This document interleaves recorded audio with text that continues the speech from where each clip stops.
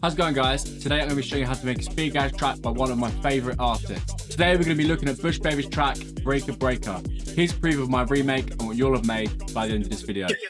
Breaker, breaker, body on the breaker. Niggas to be high, I am no breaker. Send them niggas high, back to their maker. Motherfuckers high, to be a shaker. They didn't know they should mess with people from Jamaica. Maybe someone puts it on and we take the cake. Drop a bomb on them, now it's like a earthquaker. See the bosses moving like a faker. Great, so this track is made up of two elements, the drums and the bass, which is made up of three elements.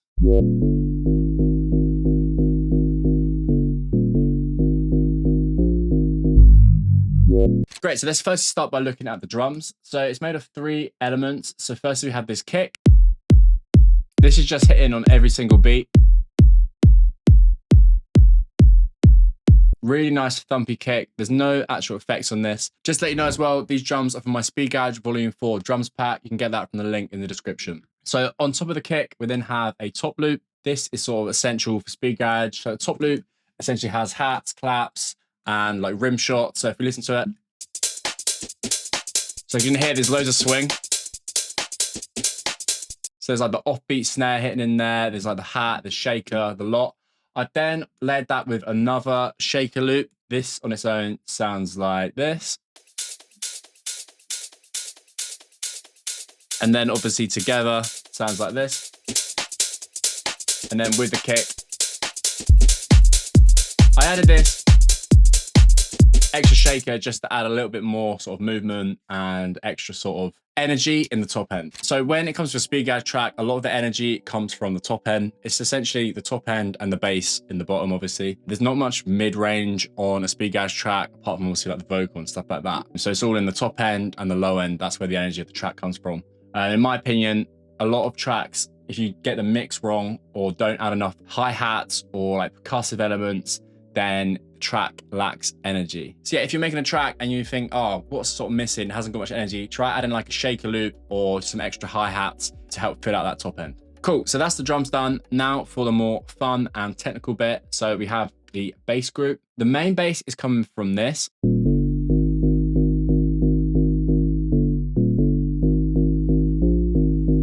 And of course, we're using Serum. All of these three basses are from Serum and are presets for my Speed Gauge Volume 3 Serum preset pack. So yeah, this track is essential if you want to be making Speed Gauge like the pros. Definitely check it out. The link for that is in the description. Great, so let's see how this is made. Let's turn everything off and go through it one by one. Firstly, we start with a MIDI. So D sharp, G, G sharp, G sharp, G sharp keeps going on till G.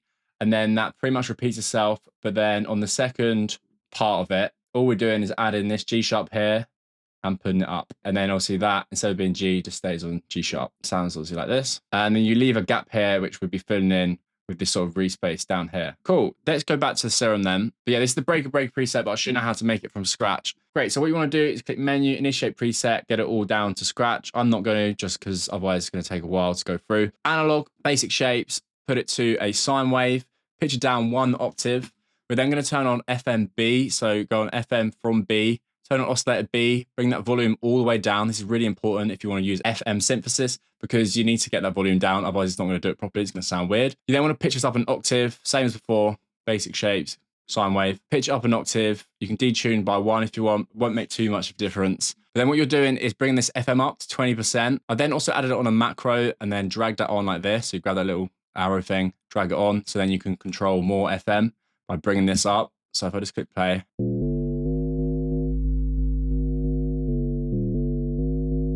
so it's a really sort of thick FM bass. We then turn on oscillator C, and again, basic shapes, sine wave, and we're pitching up an octave. I'm going +7. I'm then controlling this level, so bring that all the way to 0, and then I've got this envelope 3, and I've got a really short decay, and then I've dragged that over onto here. I've then got this macro, dragged that onto decay, so it gives me control of how much it's gonna do. So for example, if I bring this down, it's basically bringing this up to give it more of like a +7 chord sort of sound, which helps to make it really nice, thick and warm. So yeah, that obviously envelope 3, really short decay of 71 milliseconds, and you just drag that over onto the level like so. We then turn on this filter. So this is being controlled by this envelope, to envelope 1, MG load 24. Make sure sub A and B are selected. You can leave C off. bring that cutoff all the way down, and then drag that envelope on to about 61%. And this is what it's going to sound like, creating that plucky sound. If I bring this down,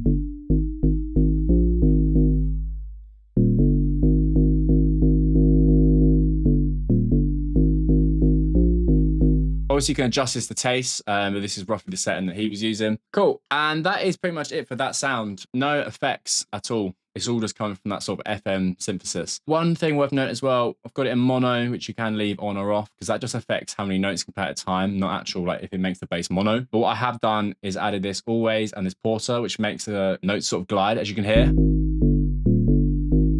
If I make it more exaggerated, you'll be able to hear it better. So it sort of glides through the notes, creates its own sort of effect. So that is the first bass. The next bass is this simple warp.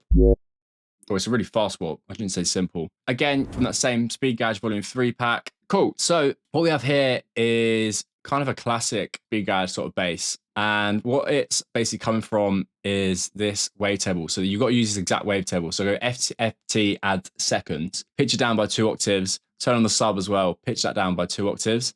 And what we're doing is using LFO1 to control this filter. Firstly, before you do that, you want to bring this wavetable up. So it's firstly going to be a sine wave, and then you want to bring it up to around this sort of region. Again, this is also a taste thing. But if I just, so that's that there. And if I bring it down, it's going to have less harmonics. So you want to bring up that harmonics to about 148, maybe a little bit less. Up to you. Again, taste thing. What we're doing is controlling this filter to get a warp bass. So you want to drag this over to the cutoff, bring this down first, about 67, then drag that over. Okay, that's about 29%. We then want to sculpt this. So originally yours, so it's going to look like this. So you just want to drag that down and play with this. Make sure you've got it to half note mode and envelope. So this means it gets triggered every time a note's played. Boost a little bit of res, boost the drive. No effects, don't really need any. You can add a reverb or something like that if you wanted, up to you. But yeah, this is what it sounds like. Really nice and quick. Obviously, to make it slower, put this rate down to like a bar. If you want it even quicker, then you just turn it up. This can be too quick. Cool. Yeah, so I just put it at half mode. So that is that bass. Oh, just worth noting, the note is just one single note at G sharp. So that's the same scale as this. This, I think we're in the scale of G sharp minor, and these notes are building up to that. So this is sort of root note. Yeah, lastly, just these bottom Reese notes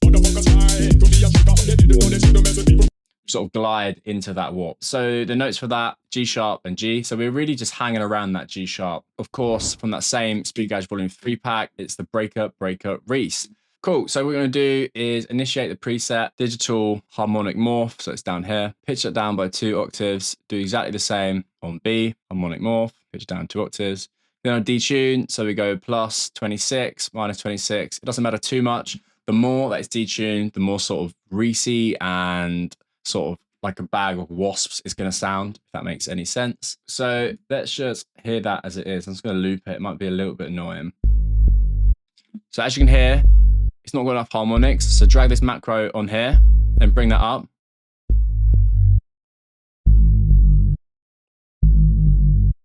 About here is a sweet spot. You can grab a filter, A, B. Add a bit of resonance.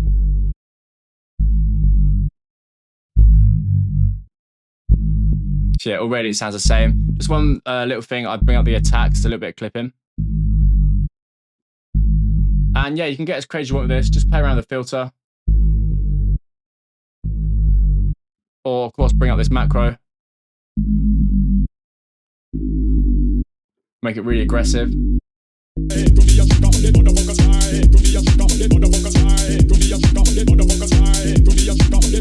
Yes, bring that back down. And I was going to let in a little bit more high end. And just one last thing, the notes at the end, rather than just being 2 straight notes. So before it's like this, we basically chop that in half and then pitch that second half up. Great, so let's hear it all together.